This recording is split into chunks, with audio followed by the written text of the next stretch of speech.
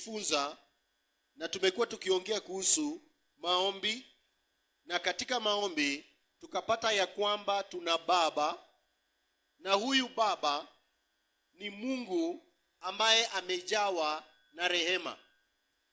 Kwa hivyo mara kwa mara na kila wakati ambapo tunafanya maombi, lazima tujue tunaongea na mtu, na huyu mtu ambaye tunaongea na yeye anaitwa Baba. Yesu mara kwa mara alipokuwa katika ulimwengu huu, katika maombi yake na katika kuongea kuhusu Mungu, hakukuwa anamuita Mungu. Alikuwa anasema Baba yetu aliye juu mbinguni. Na hata katika Matthew chapter number 6, katika maombi ambayo Yesu anafunza wanafunzi wake, anawaambia ya kwamba mtakapokuwa mkiomba, mseme Baba yetu uliye juu mbinguni. Kwa hivyo kila wakati wewe unafanya maombi, hatuongee kuhusu Mungu ambaye mara kwa mara alikuwa anawapiga wana wa Israeli. Mungu alikuwa anawapiga wana wa Israeli katika tabia zao mbaya, ni kwa sababu ya agano ambaye alikuwa ndani mwao, walikuwa naye ndani. Leo tuna agano tofauti, na agano ambaye tuko na Mungu sisi, mimi na wewe, ni agano ya neema. Hii agano ya neema, tuna baba ambaye anatujali. Yesu alikuwa na uhusiano wa karibu sana na Mungu alipokuwa katika ulimwengu huu. Mara kwa mara alikuwa anasema Baba yangu. Kuna wakati akasema wale ambao Baba amenipa, ama wale ambao Baba ametuma kwangu, sitawafukuza. Kwa hivyo mpendwa, lazima tujue ya kwamba sisi wanadamu tulizaliwa na nature ambayo ni ya dhambi, asilia ambayo ni mbaya. Na kama tulizaliwa na asilia mbaya, tujue ya kwamba kuna baba ambaye yuko tayari kutupokea na kutusafisha. Nilikuwa nasoma Biblia katika kitabu cha Luka. Biblia inaongea kuhusu jamaa moja ambaye maandiko inasema ya kwamba mtu mmoja alikuwa na wana wawili. Na mwana mmoja, Biblia inasema ya kwamba huyu mwana akamwambia baba yake, Baba, nipe vitu zangu, urithi ambao unaanguka upande mwangu, Bwana ni Baba, nipe. Scripture inasema baba alimpa urithi wake. Na alipompa urithi wake, maandiko inasema ya kwamba si muda mrefu kutoka hapo, Scripture inasema alienda katika nchi ya mbali. Haleluya. Unajua maandiko inaposema nchi ya mbali, haimaanishi Uganda, haimaanishi Tanzania, bali inamaanisha watu ambao hawataki kujinyenyekesha chini ya miguu kwa Bwana. So alichukua mali yake na akaenda nchi ya mbali. Sio siku mingi kuanzia hapo, maandiko inasema ya kwamba alianza kula na nguruwe. Maisha yalikuwa mabaya, na Scripture inasema ya kwamba aliporudi back to his senses, aliporudi katika mawazo yake, Scripture inasema ya kwamba alisema ya kwamba baba yangu, hata wafanyikazi wa baba yangu hawali na nguruwe. Scripture inasema alirudi kwao. Bwana Yesu asifiwe. Kumbuka kule kwao alikuwa amechukua vitu yake yote. Haleluya. Alikuwa amechukua fedha zake, alikuwa ameuza shamba lake, alikuwa ameuza vitu vyake vizuri yote, ameenda nazo. Na Scripture inasema akakula na makahaba, akaharibu vitu vyote. Maandiko inasema ya kwamba when he came back to his senses, wakati aliporudi katika mawazo yake ya kiasilia ambayo Mungu alimpatia, Scripture inasema alisema hata baba yangu wafanyikazi wake hawali na nguruwe. Leo nataka sisi wote turudi katika mawazo yetu penye tulizaliwa. Maandiko inasema ya kwamba we are born of the one. Tumezaliwa katika neno, na neno lenyewe ni neno ambalo is incorruptible. Bwana Yesu asifiwe. Mimi na wewe tumezaliwa kwa neno, na jinsi tumezaliwa kwa neno, hakuna makosa ambayo umetenda ambayo Bwana hawezi kukusamea. Maandiko inasema hapa katika Waefeso 2, lakini Mungu kwa kuwa ni mwingi wa nini? Kwa kuwa ni mwingi wa rehema, kwa mapenzi yake makuu aliyotupenda. Mungu huyu kuna tabia ambayo anakuanga nayo. Tabia hii ambayo Mungu anakuanga nayo ni rehema. Bwana Yesu asifiwe. Wacha nikwambie wapendwa, dunia hii rehema ni ngumu sana kupata kwa watu. Especially kama umeharibu vitu zako alafu unarudi unaambia watu ati munisaidie. Ni rehema ni ngumu sana kwa wanadamu kukupatia. Siku hizi katika walimwengu mambo ambayo imekosa kwa dunia saa hii ni huruma. Watu hawana huruma. Kuna jamaa alikuwa ananiambia kule Nairobi ati ukigongwa na gari, hata kama yani umegongwa tu kidogo, yani hujakufa, watawacha tu ukufia hapo. Yani watu hawana haja. Wanasema hiyo ni kazi ya polisi. Hawana haja kukuokoa, kukusaidia. In fact, saa hii ukipata ajali pahali fulani, kitu ya kwanza watu wanakujanga kufanya wewe kwa kufanya ni kuiba. Jambo la kwanza watu wanakujanga ni kutafuta nini? Simu wakuibie. Rehema siku hizi hakuna. Kuna wakati nilikuwa natoka na my wife nyumbani, kama bado tulikuwa tunatumia pikipiki, wapendwa, kwa sababu ya huduma. Sasa tumefika pale kwa Gatua, na mimi mbele yangu naona gari ina overtake ingine na inakuja kunigonga. Nikasema afadhali nianguke kuliko gari ifanye nini? Inigonge. Mpendwa, kuhepa hivi kidogo, kumbe tulikuwa tumekanyaga nje ya barabara. Tulianguka. Yani unajua ukianguka unaangukanga bila formula. Mimi nimeanguka, pikipiki imeanguka huko, mke wangu ndio huyu nyuma amefuata. Hii pikipiki kweli imetutesa wapendwa. Yani tulianguka sheli nyingine mbaya. Tulikuwa tumebeba bag, kamera imeanguka huko, masimu ndio hiyo imeanguka huko. Na imagine tunakuja ushirika, na ushirika yenyewe utapata watu 4. Kazi ya Mungu hiyo. Pendo tulipoanguka tu hivi, watu walikuwa wamekimbia. Uzuri my wife akili yake bado ilikuwa mzuri. Unajua yangu network. Sababu ya kuanguka unajua unapoteshanga fahamu. Bwana Yesu asifiwe.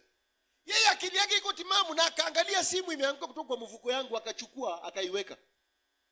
Mimi sasa nimeanguka huko, yani hata network ni kama sasa nimepoteza. Watu kitu ya kwanza walikuwa wanakuja hapo, pole pole, lakini kitu yenye walikuwa wanakuja ndani ni vitu yenye imefanya nini? Kuokota vitu yenye imeanguka. Yani watu utu na hii rehema imekosa kwa watu siku hizi. Siku hizi unapata ajali imefanyika na mtu anachukua video. Badala jambo ya kwanza ni wewe kuwa na huruma ya kwamba ni nani hapa amesurvive, nianze kumsaidia venye nitamsaidia. Bwana Yesu asifiwe. Na watu hawawezi ona ya kwamba hata saa hii mtu tu akikufa, mtu ya kwanza na post picha yako unasikia RIP. Yani wewe ujali, haukui na ile rehema ndani mwako ya kwamba unajali familia ambayo wamebaki watasikia namna gani. Kuna mtu juu mbinguni jina lake linaitwa Mungu. Yeye Biblia inasema ya kwamba amejawa wingi wa rehema. Katika ile historia ambayo nimekuwa nikiwaambia, yule kijana alipokuja back to his senses, Scripture inasema akaanza kurehearse verses. Jinsi atakavyo muapproach baba, kumwongelesha baba kwa yale maneno ambayo amemtendea baba. Yani akaanza kusema nitakapofika, anasema baba, nimekukosea mbele ya dunia na mbele ya kila kitu. Scripture inasema alianza safari, akaanza kurudi kwa baba yake. Maandiko inasema kwa umbali baba yake alipomtazama alikimbia na kumfanya nini? Kumkumbatia. Pendwa, leo nataka niongee na wewe kuhusu rehema. Rehema haijalingi ni mangapi wewe umefanya. Haijalingi umemwasi Mungu kwa namna gani. Tukiangalia hiyo scripture inaongea kuhusu mwana. Huyu kijana alikuwa mwana wa baba yake. Haleluya. Lakini amemkosea baba. Isitoshe umechukua mali yako na hakuna kitu kimebaki. Ukirudi unarudi wapi? Lakini baba, msisahau maandiko inatuambia hapa baba ni mwingi wa nini? Wa rehema. Yani baba ni tajiri wa rehema, hapungukiwi na lolote. Biblia inasema huyo mwana aliporudi, hatua chache kabla hajamfikia baba yake, baba aliamuka akakimbia akamkumbatia. Leo ni nini inazuia wewe kurudi katika uhusiano na wewe na baba? Ni nini hii ambayo imefanya wewe hutaki uhusiano? Tunaongea kuhusu chumba cha ndani. Hiki chumba cha ndani kinataka uhusiano. Na kama ni dhambi inakuzuia, jua ya kwamba Bwana ni mwingi wa nini? Wa rehema. When we are talking about mercy, we are not talking about the mercy of your husband. We are not talking about the mercy of your wife or your children. We are talking about the mercy of your father. Tunaongea kuhusu rehema ya baba. Biblia inasema huyo kijana aliporudi, scripture inasema ya kwamba baba alienda akamkumbatia. Jambo la kwanza baba alifanya hii. Alimpatia vazi. Haleluya. Maana ukiondoka kwa baba, ukienda kwa dhambi, unapatanga ya kwamba hata mavazi yako yanakuwa machafu. Mavazi ambayo imefika extend, umeanza kula na nguruwe kwa sababu ya dhambi. Ukirudi, Mungu anakupatia position yako ile ya kwanza, ya kwamba wewe bado ni mwana wangu. Hata kama umetenda mambo gani, hata kama umefanya nini, wewe ni nini? Wewe ni mwana. One of the things ambayo Mungu anafanya, hata kama umetenda mambo gani, hata kama umefanya nini, wewe ni nini? Wewe ni mwana. One of the things ambayo Mungu anafanyanga mtu anaporejea kwake kwa sababu anahitaji rehema ni hii. Mungu anakupatianga wenye haki yako. Bwana Yesu asifiwe. Kuna position yako ambayo hutawahi poteza kwa familia yenu. Nimekuwa nikiwaambia kwamba mimi nilizaliwa kama namba 10. Na hii namba 10 hata mtu angangania hata waipata. Kwa sababu hiyo ni namba yangu. Haleluya. Yaani you can imagine, kuna wamama walizaa. Wamama zamani walikuwa wanazaa. You can imagine kwetu tuko 11. Na nyinyi wamama wa sasa mmezaa watoto wawili, ati hai wewe ametosha. Sijui nini. Wamama wa zamani. Na tena ungemuuliza unataka kuongeza, utasema mimi naweza paka waishe kwa tumbo. Hawakuwa wanashituka. Bwana Yesu asifiwe. So kuna nafasi ambayo kila mtu anakuanga naye kwa jamii. Hata ufanye nini, hiyo nafasi ya upotezangi. Na ndio hii katika uokovu. Wewe ni number 1. Haleluya. Yaani haupotezangi hiyo nafasi. Hata kama umeenda mbali sana na Mungu namna gani, haupotezangi nafasi yako. Na maandiko inasema ya kwamba hautaweza kuexhaust, yaani utajiri ambayo Mungu ako nayo. Unajua napoongea kuhusu utajiri, Mungu ni tajiri wa rehema. Kenya hii kuna watu wako na pesa. Nilikuwa nasikia juzi ati Kenya kuna watu mali yao yote inawezana na mali yetu sisi wote Kenya. Yaani kuna watu matajiri, hakuna kitu hawananga. Wewe unapongangana kuhusu pesa, kuna watu wafanyie nini pesa? Ati mama akienda shopping anapewa 1500. Shopping. Na wewe ukienda shopping ukipatiwa 100, bwana anakuuliza jioni ulifanyia nini hiyo 100? Nipatie budget. Unasema 20 nilinunua sukuma, 50 nilinunua jelebi. Yaani unapatiana mpaka shilingi 5, unasema nilinunua mafuta ya katakata. Yaani unapatiana budget. Yaani mzee akitoka asubuhi ati si utupange kwa hii nyumba, anakuachia 50. Na hiyo 50 utafanyia budget mpaka watu wakule jioni. Na kuna pahali mtu anawachiwa 100 na bado anaambia bwana yake ni nini umeniacha? Yaani ni nini umeniacha kweli? Yaani unajua hata mimi naweza rudi kwetu saa hii. Na amewachiwa 1100. Bwana Yesu asifiwe. Yaani ukiongea kuhusu utajiri ya watu wengine kwa hii dunia unashangaa. Haleluya. Mimi nilienda siku nyingine petrol station nikaona mtu anaweka mafuta ya 70,000. Na mimi niko hapo nimepanga laini nataka kuweka ya 700. Karibu nitoke hiyo petrol station sababu hii ni matusi. Yaani tukiongea kuhusu utajiri kuna utajiri tofauti. Kuna watu ni matajiri ya watoto na kuna watu hawana. Haleluya. mtu ukimwambia kuhusu watoto anasema watoto tu ndio inaokuangaisha. Ati huko kuna fast. You can imagine. Yaani mpendo wewe fikiria, kuna mtu sasa yuko kufast ati Mungu awapatie nani? Ati watoto. Na wewe hata ufast. Yaani paka uruini excess paka utaki. Yaani paka umezuia. Yaani staki. Haleluya. Tunapoongea kuhusu utajiri, kuna matajiri tofauti tofauti, hata wewe ni tajiri tu. Lakini kuna mtu ambaye anakuanga na utajiri wa rehema. Jina lake Mungu. Biblia inasema hivi, inasema lakini Mungu, hata kama pale zamani tulikuwa tumekufa, tunatembea katika tamaa za mwili, lakini Mungu. Bwana Yesu asifiwe. Mpendwa, kama majirani wamekudhulumu, wanakuongelesha venye wanakuongelesha, wanasema hata wewe mama kuna mambo ulifanya inahitajika ukufe, unawaambia lakini Mungu. Haleluya. Unajua mpendwa, kuna some of us tunaishi tu, yaani tumetenda maovu kwa hii dunia mbaya. Hata mtu akikuja kukuangalia mwenye anajua historia yako anasema na wewe kwa nini unaishi?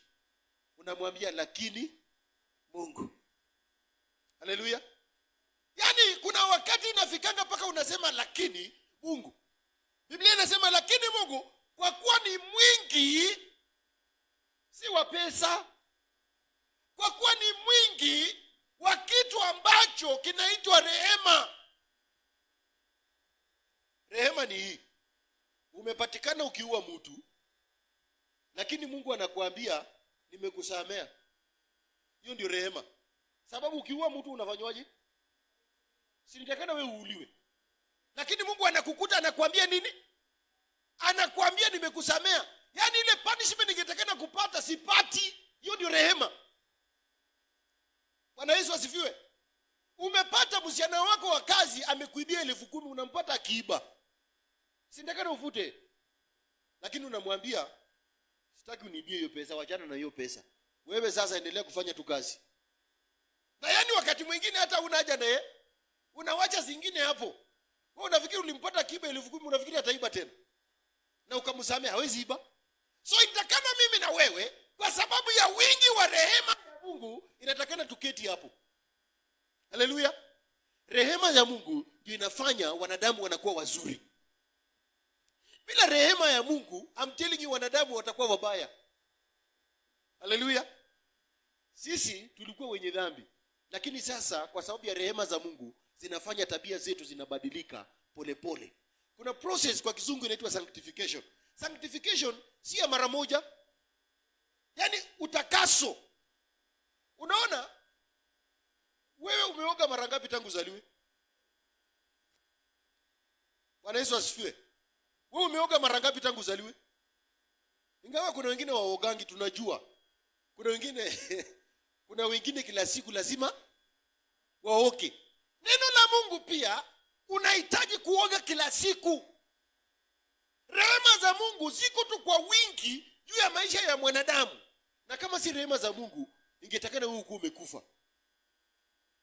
That's why position yako katika uokovu bado inabaki. Mungu wako simamia hapo. Ule jamaa mtoto wake alipoenda mwana mpotevu, baba yake hakusimamia hapo. Scripture inasema ya kwamba akampatia viatu kwa miguu.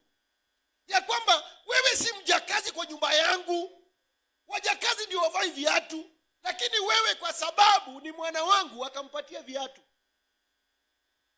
Mungu anafanya restoration. Yale yote ambayo nzige wamekula, Mungu anafanya nini? Urejesho. Hata kama ni miaka ngapi vitu ambazo zimepotea kwako, kwa sababu ya rehema za Mungu, Mungu huwa anafanya nini? Mungu huwa anarejesha. Mpendwa, siku ya leo wewe enda nyumbani ukijua ya kwamba mimi nahitaji rehema kila wakati na kila pahali. Kuna jamaa katika Biblia alikuwa na deni ya mwingine. Alikuwa na deni ya mfalme. Na hii deni siku moja akakamatwa akapelekwa kwa mfalme. Mfalme akasema ya kwamba sasa unilipe deni yangu. Jamaa akasema ana, akaomba msamaha, mfalme amsaidie, akamwomba rehema. Mfalme akamsamea. Akamwambia hiyo deni yote nimefuta, nenda. Lakini alipotoka kwa mfalme, scripture inasema alienda akatafuta wadeni wake. Alipowakuta akawashika akawaweka ndani. akamwambia leo mtanitambua. Watu walipotazama ya kwamba amefanya maneno kama hayo, wakasema si ni wewe uliyesamehewa na mfalme? Wakaenda wakaambia mfalme ya kwamba ile mtu umesamea madeni hapa, ameenda amefunga wengine ambao walikuwa na madeni yake. Mfalme alikuja akachukua huyo jamaa akamweka ndani. Leo wewe umepokea rehema. Rehema ambayo umepokea ni muhimu pia wewe uishi kwa rehema. Haleluya. Onyesha wengine rehema kwa sababu umeshapokea nini? Rehema. Leo Mungu anataka wanadamu waishi na rehema kila wakati. Wewe unapoona mwingine ni mdhaifu katika sehemu fulani, ni jukumu lako kama Mkristo kurudisha nini? Kurudisha mkono. Haleluya. Biblia inasema ya kwamba Mungu akampatia ule mzee akamvisha viatu. Akampa viatu, akampa mavazi na kitu kingine akampa nini? Akampa pete. Leo kwa sababu ya rehema za Mungu, we are sealed with the Holy Spirit of promise. You can imagine. Zamani tulikuwa wabaya, lakini sasa kwa sababu ya rehema za Mungu, Mungu mpaka anakuja anaishi na wewe. Anaishi na wewe aje? Kupitia katika Roho Mtakatifu aliye ndani mwako. Mtu yeyote ameokoka ako na nini? Ako na Roho Mtakatifu. Si mambo ya kusema ati wataniwekelea mkono ama nini, no. Wewe ukiwa umeokoka, Roho Mtakatifu uko naye. Na huyu Roho Mtakatifu, Biblia inasema, nami nitamuomba Baba atawapatia msaidizi mwingine, atakapokuja atakaa nanyi milele. Kwa hivyo Roho anaishi leo ndani mwetu, mimi na wewe. Na jinsi anaishi ndani, huyu Roho anatupatia nini? Amani na anatufariji. Na huyu Roho pia anatukumbusha mambo yote ambayo Yesu alitufunza. Na huyu Roho anatufunza pia, yeye ni mwalimu. Bwana Yesu asifiwe.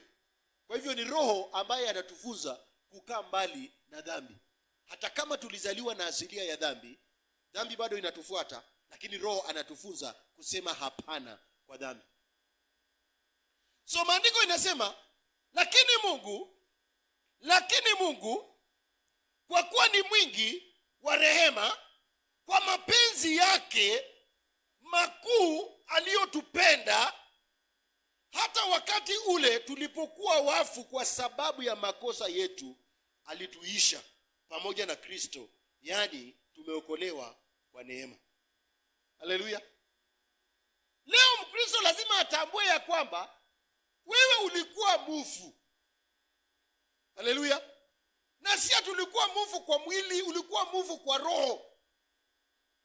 Sasa tunaambianga wasichana wetu, ukiolewa ni mzuri utafute bwana mwenye ameokoka.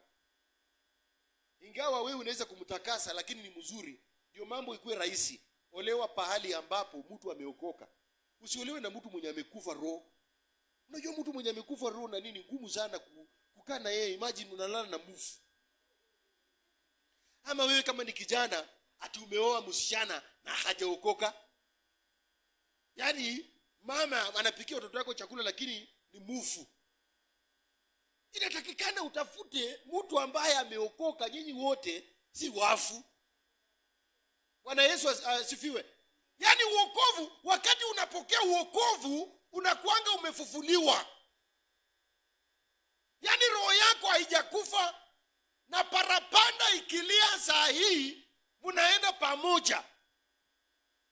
Unajua Yesu akirudi saa hii, wale watu wote ambao wajaokoka ni wafu hawataenda. Lakini wale ambao wameokoka wataenda.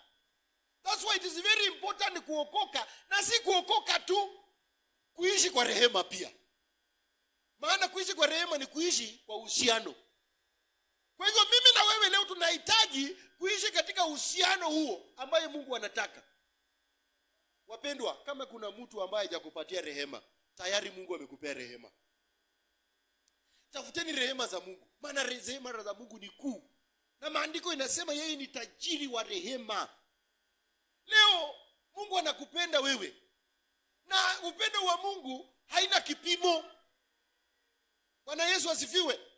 Ni kama upendo wa mama na mtoto. Yaani mama hawezi sahau mtoto yake. Niliona pale fulani mama alikufa kama amefanya nini? Ameshika mtoto wake. Yaani mama anasemanga wacha ni protect mtoto.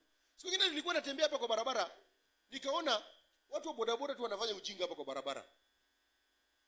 Jamaa yani anafuta jamaa mwingine wa bodati amemkosea.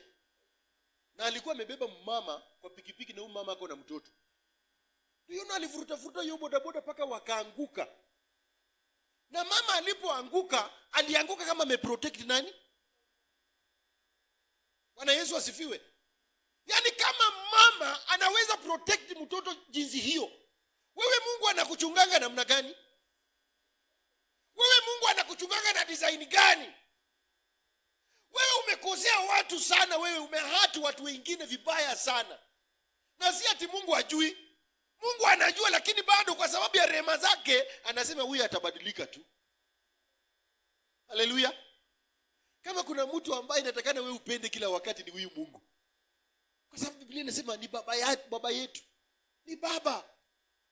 Na baba, hakuna baba anatakanga mwana angamie. Leo kama kuna mtu wewe inatakana ukitoka kanisa hii ukipenda ni Mungu. Kwa sababu Mungu anajua mambo yako yote.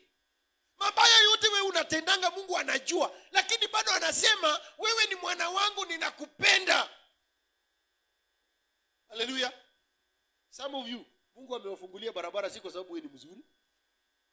Mungu hii wiki kwanza, some of you will prosper. Yani mna prosper kabisa si kwa sababu wewe ni mzuri. Nani usiangalie matendo yako ati useme kwamba Mungu atanini kulingana na matendo. No, ni rehema. Haleluya. Rehema za Mungu ziko pamoja na wewe na hakuna chochote ambacho kitazuia rehema. Wewe unahitaji tu kuambia Mungu, I need your mercy. Lord, I need your mercy. I need your mercy. Popote unapoenda ambia Mungu nahitaji nini? Rehema zako. Scripture inasema ya kwamba kwa mapenzi yake makuu aliyotupenda. Unajua upendo lazima uambatane na mapenzi. Bwana Yesu asifiwe. Unajua penye kuna upendo lazima mapenzi yako juu. So Mungu anatupenda sisi. Imagine Psalmist anaandika Psalms 139 anasema you saw my substance while yet being unformed. Yani Mungu alikupenda ukiwa bado chembe. Yani Mungu aliona. Wewe Mungu alikujua kabla hujakuwa. Haleluya. Na hakuna chochote kwako Mungu hajui. Psalmist anaandika pale anasema unayatambua mawazo yangu kwa umbali. Na mawazo yangu yote Bwana wewe waijua. Maneno ya midomo yangu kabla sijaongea Bwana wewe waijua. Yani hakuna jambo ambalo Mungu wako huyajui. Psalmist anasema I am fearfully and wonderfully made. Haleluya. Bwana Yesu asifiwe. Kama mtu hajakwambia wewe ni mrembo, mimi nakwambia Bwana anasema ati wewe ni mrembo. Haleluya. Bwana anasema ati you are fearfully and wonderfully. Hata kama mtu alikwambia ati mapua yako ni kubwa, Bwana anasema you are fearfully and wonderfully made. Unasema ati leo msichana na yako na mapua gani kubwa hii? Bwana anasema sio kubwa. Aliunda na hiyo design. Unajua Bwana anataka kila mtu anaundwa na design yake. Mapua yako pengine ni kubwa ndio unuze roho iko vizuri. There's no problem. Yani kila mtu wako na design yake venye Mungu alimuumba. Bwana Yesu asifiwe. Wengine wako na masikio kubwa ndio asikie vizuri. Wengine wako na kichwa kubwa kama hii yangu ndio sasa ujazi maneno mzuri ndani. So design yenye Mungu alikuumba, hakuna kusema ati Mungu aliumba mtu ugly. Na Biblia inasema ati Mungu alikuumba kwa ustadi. Haleluya. Kwa sababu ya rehema zake nyingi ni jinsi alivyokuumba jinsi ulivyo. Kwa hivyo mpendwa, mchana wale wewe jua ya kwamba Mungu amejawa rehema mwingi sana katika maisha yako. Wewe enda wiki hii unapotembea pia waonyeshana nini? Onyeshana rehema.